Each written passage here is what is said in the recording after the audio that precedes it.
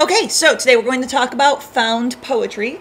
I just want to give you a little heads up before I get started here that I've got 3 boxer dogs in the background that are in the middle of a wrestling match, and I've asked them nicely to be quiet, but they seem to feel like every time I hit the record button, they need to really be involved. So if you hear that snarling and growling and everything going on, that's what's going on in my life. So, found poetry. This is our first poem that we're going to write together, and it's actually one of my favorite types of poetry to write because the poem is exactly what it sounds like. It is found within a piece of prose that you are already working with. So we've been working with a piece of prose that actually has some really strong imagery, not only in terms of the author's diction, but also in terms of the images that he's included, the drawings that he's included, the way he's written on the pages, you know, with red pen, and just a really experimental typeset that he's used to create some really strong images around September 11th, 2001. And so what I'm going to ask you to do in order to start this found poem is to select a passage of prose, and that can be anywhere from one pithy paragraph to a whole page, 2 pages, that you find really conveys a strong image, or an image that is important that you capture and share with us from the text for whatever reason. So I'll let you define what important means, but I do want it to be something that really has some strong imagery to it. Now, that passage needs to be a fairly pithy passage because you are looking for 50 to 100 words within that passage that really stand out to you as powerful, moving, or interesting in some way. So when I say, you know, choose a paragraph, I don't want a 2-sentence paragraph. I want a really thick paragraph in order for you to work with. The bigger passage that you choose, actually the easier this exercise will be for you. So don't limit yourself to a really small passage.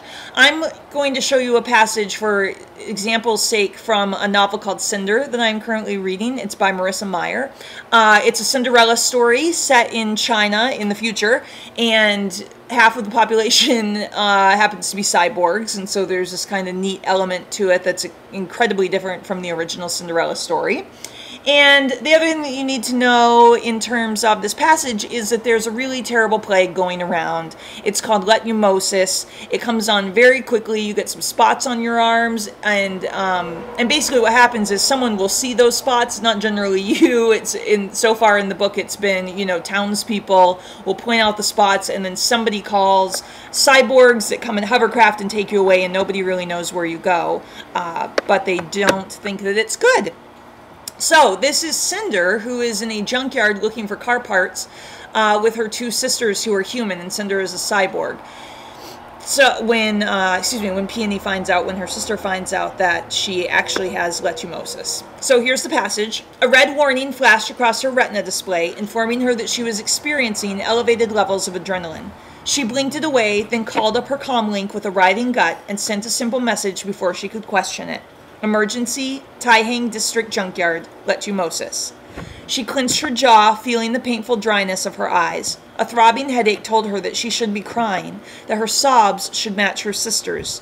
Why? Peony said, her voice stammering. What did I do? You didn't do anything, said Cinder. This isn't your fault. But it might be mine. What should I do? Iko asked, almost too quiet to be heard.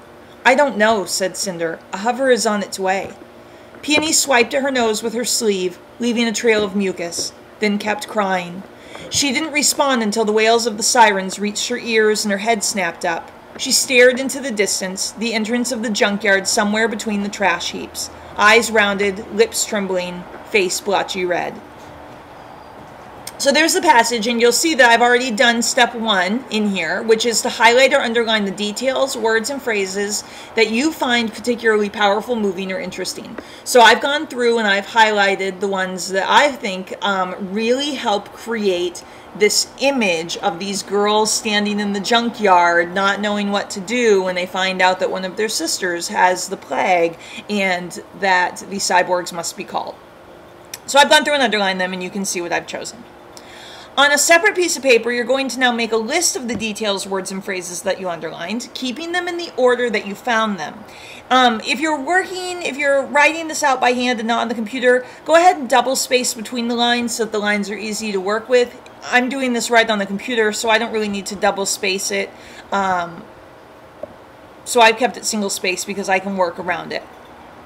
So here are all the words that I have underlined up here. I just copied them down so that they're in a new list. They're just in a list form at this point. And I've kept them all in the exact same order that I found them in. I have gone ahead and put some on their own lines, and you'll see that that's part of the next step, so that's okay. Then you're going to look back over the list and cut out everything that is dull or unnecessary, or that just doesn't seem right in terms of creating an image. And again, there's no right or wrong here. This is up to you. This is where you become the poet. But basically, if you're working with between 50 and 100 words, I want you to really think about trying to cut that original list in half. If you can't, again, that's fine. It's just a suggestion. And so you'll see that I've gone through and I've used the strike out tool on Pages to go ahead and strike out some words when working on the word processor. I'm from 1994. When working on the laptop, I like to use strikeout just in case I want to go back and use those words again. I haven't deleted them totally, but I can see that they're gone. So I'm going to go through and really edit through this and strike out a lot of words, really keeping in mind that I want to cut this list pretty short. So if I were to keep going with this draft, I would, of course, keep striking out more words, but I'm going to move on to the next step just to get through the instructions for you. As you look over that shortened list, I want you to think about the tone that the details and the diction convey, and make sure that you have words that communicate your intention. And remember, your intention for this piece is to create a really strong image in the reader's head, to really pull that image out of the prose and put that image on a piece of paper so it's very striking and it's very clear. Then you're going to make any minor changes to create your poem. You can change the punctuation. You can make changes to words that make them fit together grammatically. For example, you can change the tenses to make it all the same tense, or you can change possessives or plurals. You can capitalize. You can change capitalizations if you want. You can make those changes.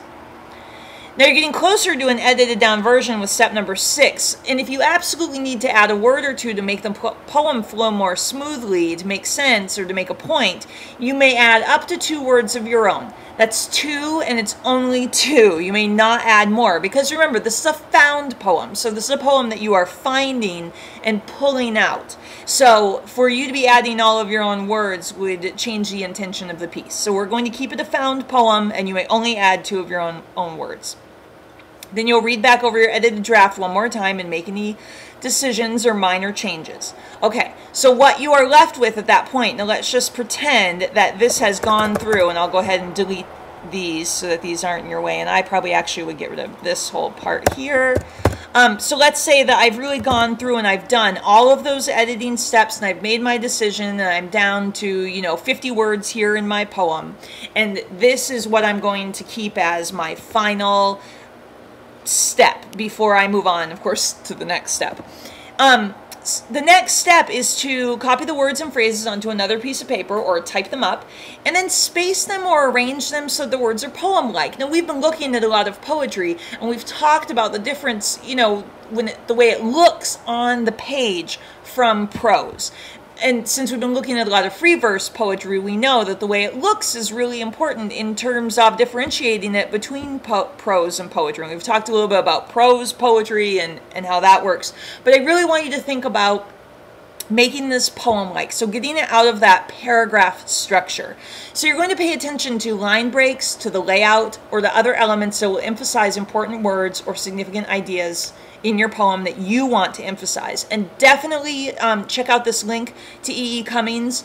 I just think he's the master at the way poetry looks on a page and how he isolates things or how he makes words run together. It's very, very crafty. All right, so here are some things that you can try. Read aloud as you arrange the words and test the possible line breaks by pausing slightly. If it sounds good, it's probably a nice place for a line break. Might not be, but that's one way to do line breaks, is where you would take a natural pause. It might be a nice place to make a line break or to put a punctuation. And then arrange the words so that they have a rhythm that you like. You can space words out so that they are all alone, or all run together. And you can see how that might affect the rhythm. Of course, if the words are spaced out alone, it's going to be maybe slower, maybe a little more choppy. If they all run together, then it's going to be very fast. But it also changes the way that everything looks. And so visually, you can help create that image with how you place your words. You can also put keywords on lines by themselves, because what that does is isolate out words. So if you have one word on a line, it isolates that word and makes it really stand out. You can shape the entire poem so that it's wide or tall or shaped like an object. And you can emphasize words by playing with boldface and italics, different sizes of letters, and so forth. You can even play with color if you'd like. So what I've got underneath here is that same passage, but I've played around with some line breaks. You'll see I have isolated some words. I have separated some words out. So I've really played with this. And I only played with this for a couple of minutes, and I could go much further in terms of really shaping this into a poem. But this is, you know, my first draft. So here it is, my first draft of the found poem. So I'm going to play with this. This is actually the really fun part, to see how you're going to convey that sense of imagery through the layout. And once I've done that and I'm satisfied with my poem and I feel like it's really helped create that strong image that I'm trying to create, I'm going to choose a title. I've linked to a page for some tips on titling a poem. And then at the bottom of the poem, you'll tell where the words in the poem came from. For example, you could say found poem, adapted from, and then the title of your book and the author. That way we know that they're not your words, but that you have adapted someone else's words, so that we're giving credit where credit is due. And you'll actually see that at the bottom of my instructions here, because I adapted this lesson from Read, Write, Think, which is a website.